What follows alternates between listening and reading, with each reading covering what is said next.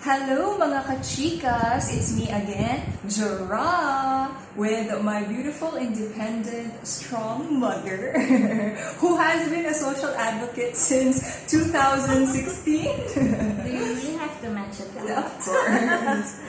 And just like what one of my favorite bloggers said, Benedict Kua, it's been a while. And today is the first day that the enhanced community quarantine has been lifted. And so my mom and I will be talking about what happened in the duration of the ECQ and what are some of our realizations in the, how many months was that? Like 2 months? I think so. Yeah, that we have been staying in the house day in and day out. So, would you like to start, Mother?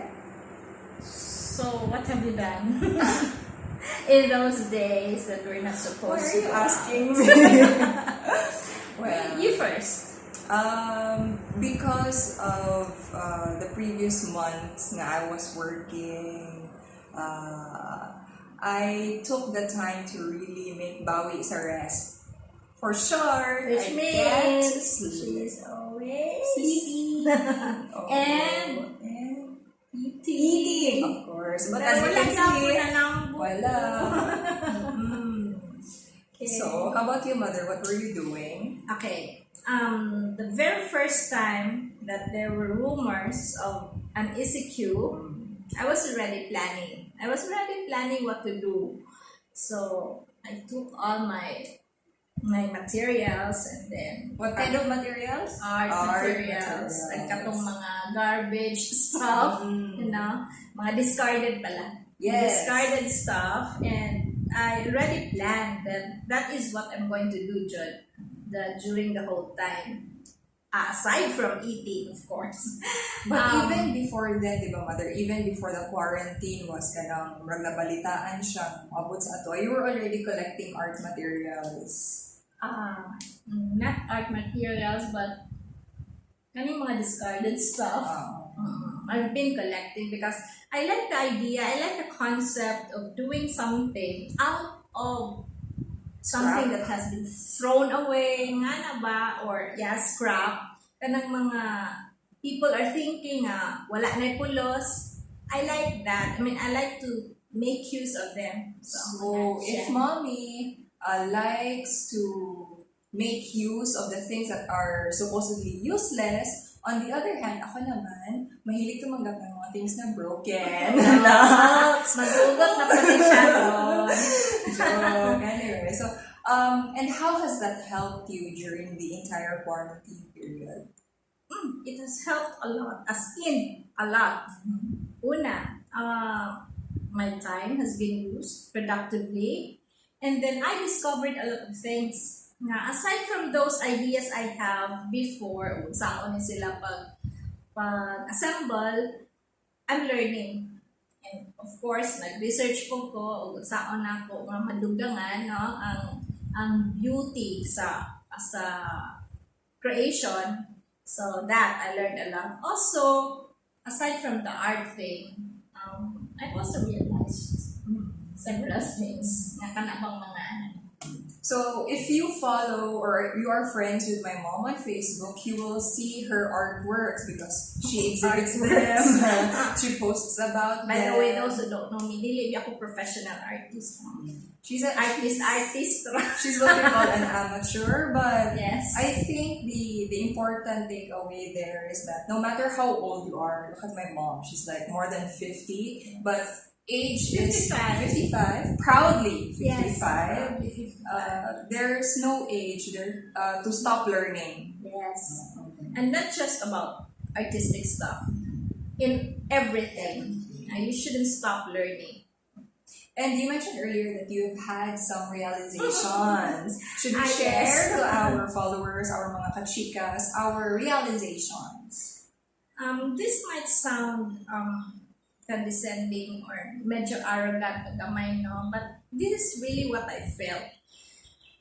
The first time that the talks of COVID came out, I don't know why, pero wala dyan ko ka-feel. Wala dyan ko ka-feel o kahadlok. You did open up about that. Yeah, In fact, I started doubting or questioning myself. Think ko, alam pa dili ko normal or nakuyawan na noon ko. Nga, I felt abnormal in the sense na everybody is afraid and then wala ako na feel nga fear. So, Pero, and I realized na it's because I just had so much faith. yes. Nga, feeling na ako, me and my kids and other people, there is a God that will take care of us. No? So, una na ko. And then if ever, actually, nag-speculate na po ko, if ever lang, ma-appeal ko, or let's say member of the family, matakdan, then wala, I'm just ready to face it. Kay, kana ang good, if ever matakdan ka, then that's it, matakdan ka. And if ever malas jud, then you die. Di ba? I mean, saan man na. Pero, di ba we can you go about it. always taught us, Manjun, na everything in life happens for a reason, Yes. and that God has allowed that thing to happen to our lives, either to test us or to teach us a lesson. That's what I told them. Katong pagsugod pa dyan. Yung ko nga, ayaw na mo ko worry because na-adjun eh. There is a point in all this. No? And in a way, I wasn't wrong because after katong naggrabe na dyan, ang fear, kasagsagan na sa COVID, we've noticed a lot of changes sa mga tao. Like, people now are thinking that their families are important, their friends are important, God is important, and then suddenly they found out na, they discovered na it's important ay to stay at home, na kinahanglan nag-itang to find joy in what we have at home. Ano ba? There were a lot of changes. So, in a way, nalipera po ko. I'm sorry to say, pero I hope wala manghisog na ako. But in a way, I was happy that COVID came up. No? Sorry. But don't get her wrong. It's just Yeah. she is looking at it at the brighter side of things. And I think that kind of mentality will help us to get through adversities. Kaya if sige putang nega, it will cause unnecessary fear and panic sa atua. So aside from that, The realization. while you're thinking, Okay. I also agree with you in the sense that this entire quarantine thing has reminded all of us what truly matters at the end of the day. Yeah. And that's family, that's God. Relationships with whoever, bisan pag sa imong dog or sa imong sa diha, the garbage collectors, katong diha pa sila. Ngayon, baka ng people or things that we have taken for granted. All of a sudden, importante na diya sila. Suddenly, we appreciate every Yes. little thing that is helping us in our day-to-day Yes. life. Nga sa una, wala jud taga-mind, ana. Kalit lang nga sentro na sila sa ato life. So, proof lang na even the worst things that can happen in this world sa atong life, naa-adjud sa likod, ana, naa-adjud something good, Of course. ana. So, there's always a silver lining. Her favorite motto or quote? Line. Line? Yes. Ako po, one of my realizations during the quarantine is that being bored is a mindset, or I mean like, it's something that you can actually overcome. Okay, even if you are at home, there are a lot of things that you can do. For example, ako, I really took this time to, what would I call as the rekindling of old passions. Yes. Okay, when I started working, I stopped reading novels altogether. Although I have collected a lot as in, but then I never had the time nor the energy to actually read them. So I'm so glad na karon, I have the time, and I'm also thankful to my brother kay iya akong gi-introduce sa Nicholas Flamel na series, which is a page turner. Kay like, some people would say na reading is a boring activity. But always my counter to that is probably you have not encountered the book that changed your life. Or the joys of reading. Oh, Anna. And I think it should also teach you na you were talking earlier, you were saying something like, sorry, I forgot. Sige, never mind. Okay, so aside Just go from back.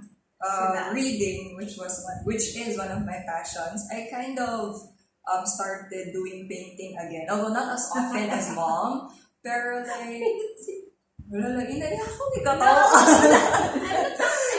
Laughing at you. Pwede mo nung painting ba? I'm thinking about myself sa akong painting. Ay, nako. She's more on abstract mango sa iyang painting. Whereas ako, masili ko sa landscape. As mga shells. Oo. She did ask me siya nga, why of all the medium shells ang imong ganahan? And I really don't know why. Pero sa una pa dyan na siya. So anyway, the point is that I think that it's a great time to do the things that you didn't have time for. Anna, I remember. You're talking about passions. Ingon ka nga, karon sa quarantine, you found the time. Yes. So I think this is going to teach you na bisag bubalik pa ka sa normal life, whatever is the new normal, wala pa ta sure. Yes. But whatever is the new normal, kung not mubalik, but naa na ta diha, where we are free to do what we want, it should teach you that to find time. Jod, let's say mubalik kang teach, and then actually kabalo man ta sa life sa teacher na nga bahay school, but you have to find the time for your passions. Kaya if you're going to allow yourself to be drowned with the schedule, you will never find time. So ako, I'm also busy, but I will always find time for the things that I want to do. Yeah, and maybe for some people, they are wondering, why do I need to find time, or why do I need to make time for my passions? And my answer to that would be self-preservation. Kay, if Keep your sanity. Yes, kay, if you are so kind of focused on working, on paying the bills, on your responsibilities. bills. I'm not saying, kind of responsibilities ba? Basig ma-overwhelm ka, and then mas madali ang burnout sa work. Yes, that's right. When you get too focused on things na kanang gitawag nato obligasyon, Yes. dali ka kaya ng magulang na taas ang pagkakbo.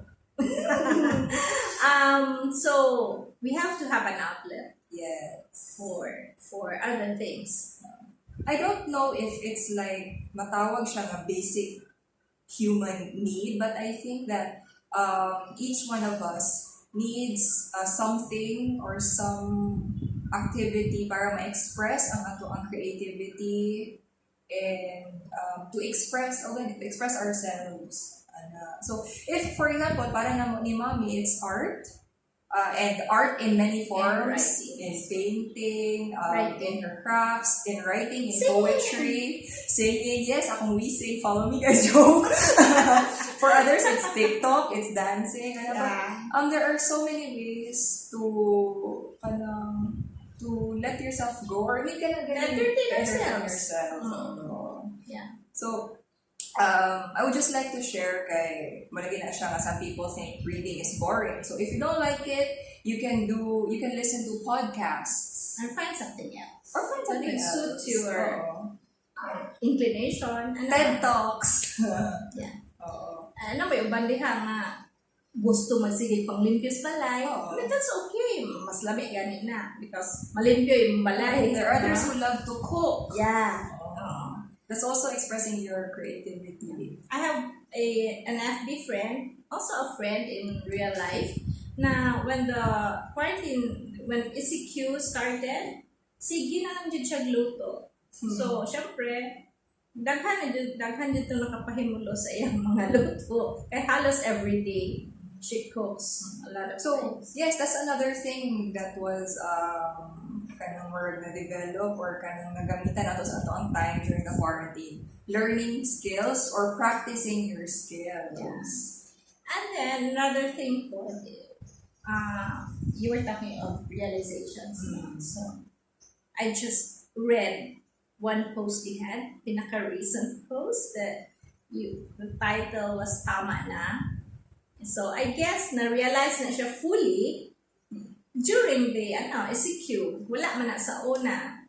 So you found the time or you found the chance not to realize that. So that's one thing. We realize a lot of things during solitude, definitely. during times that we're not doing so many things. So actually, I had a friend. I told him na being in an ECQ is like being in jail, because most people, once mapriso gani, they would keep on saying, "Oh, I found God," or "I found myself," and then they start reading the Bible and reading a lot of things, and then daghan sila kay may realize it's because of that solitary confinement.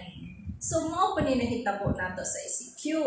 We realize a lot of things. Yeah, because you have a lot of time to be alone with yourself. Whereas kung wala ang ECQ, I'm sure that a lot of people would be, I would just use that they're running away from their own thoughts by busying themselves nga kanang magsige sila o kuyog with other people because they can't stand their own thoughts. And which is actually kay ilang in ana, may open up po siya sa ako, nga ingon siya nga, every night I go to bars, every night I drink and go out with friends. But pag pauli na ako, when I'm alone, I feel empty. And It's a usual case. And it's so sad because I think it's very important for you to learn to love your own company. When I say your own company, yourself. You need to learn to live in your head. And to enjoy your aloneness. No? Lahi man ba ng lonely sa alone. Yes. And I actually read something about that. Also, yung difference daw sa alone or sa loneliness. Because alone is having solitude. And solitude is a good thing. Whereas loneliness, there is that feeling of sadness. Craving for either something or For someone. So, just because you're alone doesn't mean you're lonely. Yes. And you can even be lonely when you're not alone. You're in the middle of a crowd and you're still feeling lonely. Yes. So I think I would just like to insert na lang yun katong video nilang John Lloyd o ni Bea. Okay. You know what? I don't care if people say it was a publicity stunt. There was even news na a director actually directed. I don't care. Because I'm such a huge fan of the JL Bea love team. But I mean, ang point lang ako is, there was a time when ingon si John Lloyd na, alam mo yung feeling na may kasama ka pero nararamdaman mo pa rin mag-isa ka. And it's true. It's so sad. Meron na ito yung sulting kay may kasama ka, so meaning siguro duhara sila. At ang uban jud worse because they are in a crowd or maybe they're in a party. Pero wala pa gihapon. They feel empty. What can you advise to those people? Na? Na kanang they feel alone even if they are in the midst of the crowd. First I have to seek the source of the loneliness. Yeah. Once makabalo na kag-unsa, and then you have to deal with that. No, dili man gud, wala man goy kuan. There's no prescription. Dili pareha og ilana nga pwede kang moadto butika, palit og medicine or moadto doctor may prescription.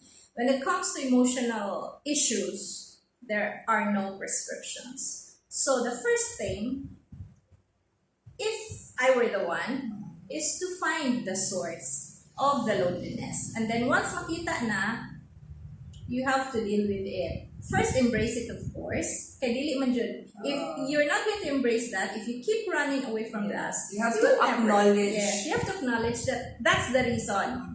And then once na, and then you deal with it. Now, how to deal with it? Well, it depends on what is the source. And also, it depends sa inclination po. Kay, let's say, dealing will entail like what you're going to do. So let's say, for example, you're fond of reading, you like books. So that's one way of dealing with things. You read or you sing. Mga ingon na ba?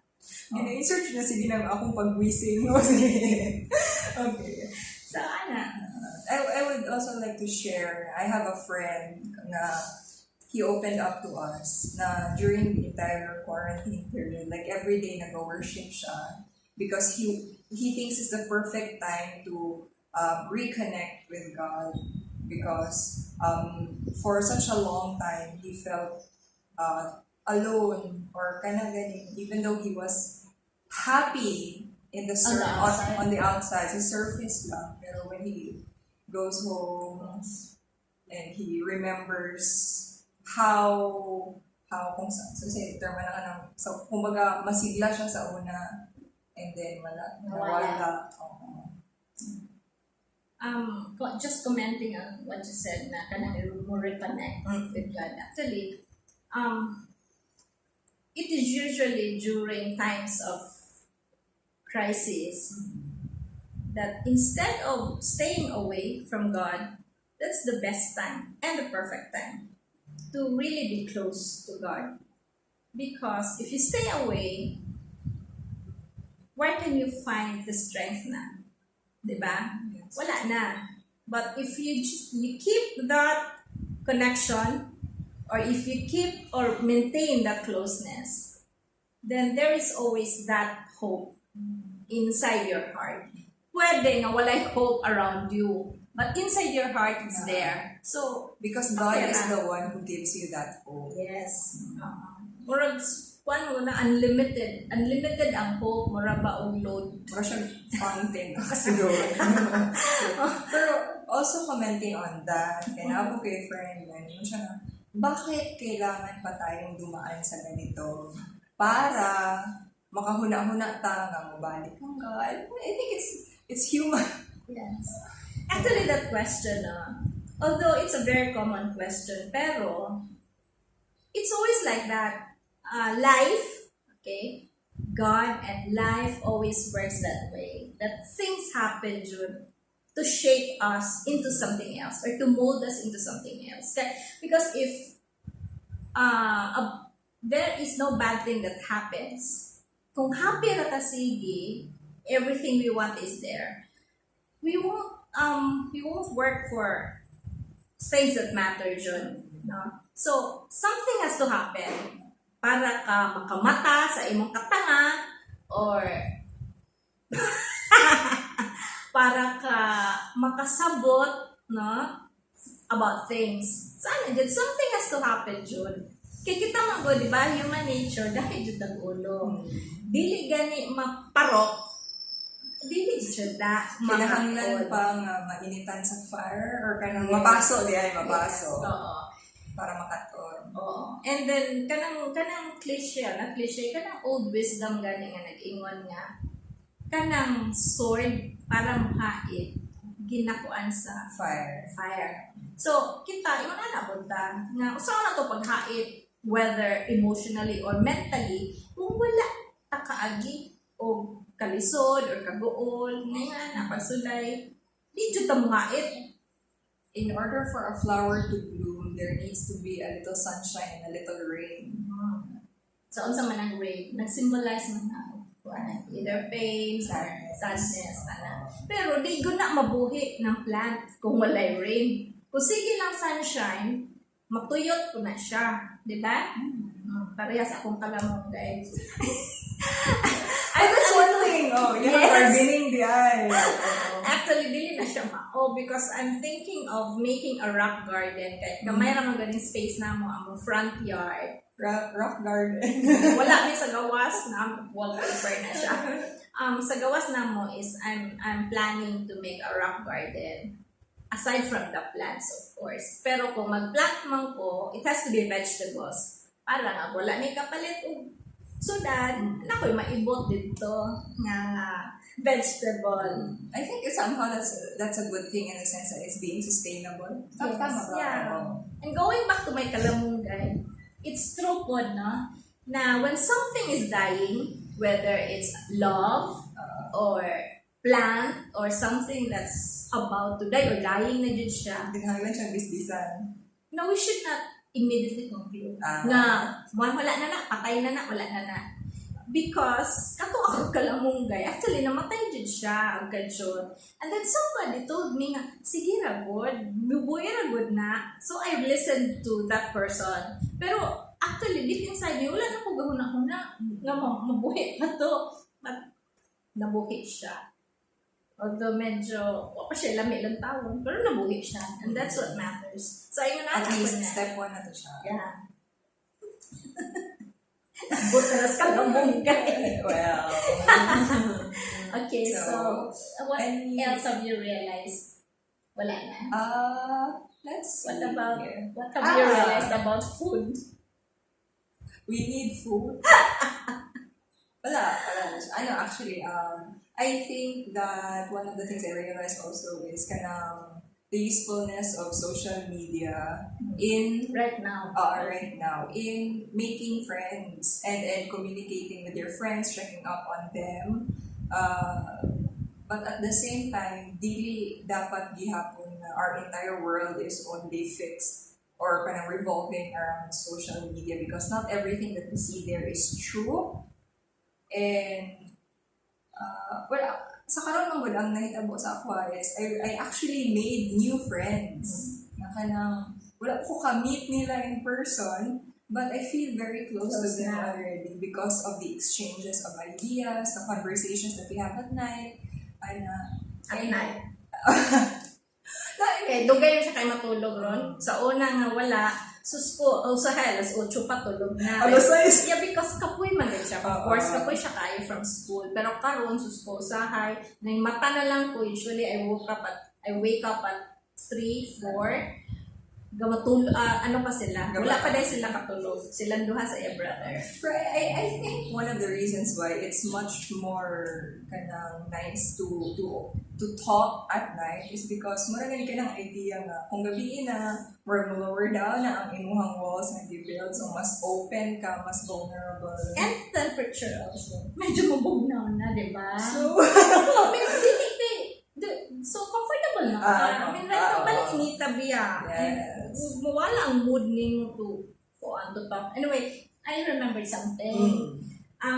One reason I forgot to say this ganina. One reason why wala dyan ko kaya na-handle with COVID is when the talk started, pero dili pa dyan ka na bang conclusive nga mag-CQ or mag-unsa na diha, mag-lockdown.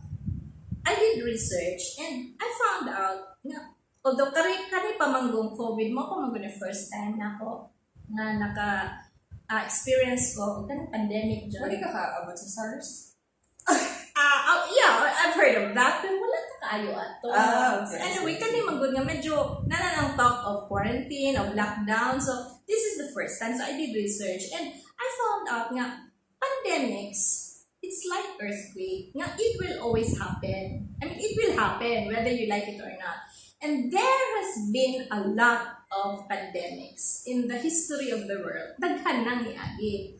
One different ang usa lang nga diferensya why so fearful ang mga tao karon is because of social media. Yes.